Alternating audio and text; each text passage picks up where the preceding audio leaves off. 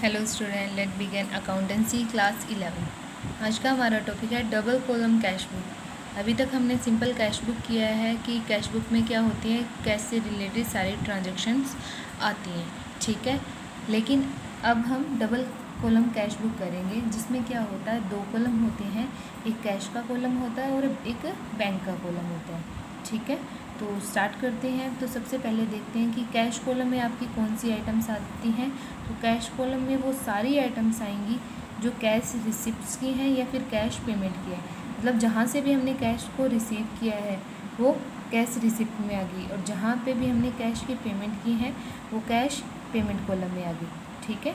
तो कैश से रिलेटेड दोनों ट्रांजेक्शन रिसिप्ट एंड पेमेंट आ गई।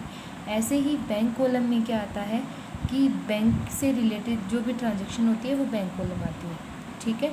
जैसे फर्स्ट है, देखिए, डिपॉजिट कैश और चेक इनटू द बैंक, कि बैंक के अंदर हमने कोई भी अगर कैश या फिर चेक जो है वो डिपॉजिट करवाया है, तो इससे कैश का बैंक का बैलेंस क्या हो जाएगा, इंक्रीज़ हो जाएगा, तो वो आएगा जो रिसिप्ट की तरह होता है। तो दूसरा है कि अगर हम बैंक अकाउंट से निकलवा लेते हैं पैसे, तो withdraw money from the bank, अगर बैंक से पैसे निकलवा लेते हैं तो वो भी कहाँ आती है, बैंक कॉलम में।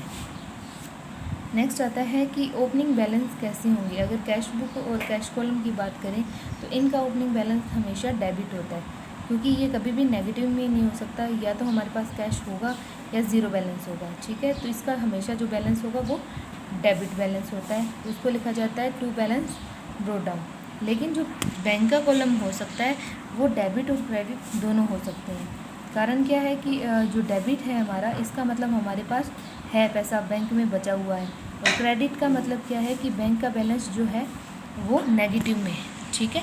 नेगेटिव में है का मतलब हमने बैंक से लोन ले रखा है, ठीक है। तो इसमें दोनों बैलेंस आते हैं, ओके।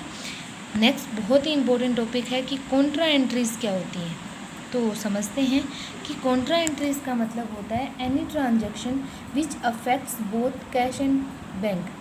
ऐसी कोई भी ट्रांजैक्शन जो भी है जो कैश और बैंक दोनों को क्या करती है, अफेक्ट करती हैं, book should be recorded on the both sides of the cash book, और दोनों साइड कैश बुक में ही जाती है। एंट्रीज अगर कोई भी हम करते हैं, जैसे कैश रिसीव फ्रॉम राम, ठीक है, तो हम एंट्री क्या करते हैं कि टू राम से एंट्री डाल देते हैं कैश बुक में रिसीव साइड। लेकिन अगर एंट्री दोनों तरफ जाए, ठीक है, मतलब कैश में भी जा रही है और इधर बोथ साइड, ठीक है, बैंक में भी जा रही है, तो उस टाइम क्या करते हैं, जैसे इसकी दो एंट्रीज होती हैं। जैसे क्या है कि cash paid into bank, cash को क्या किया है, बैंक में पे किया है।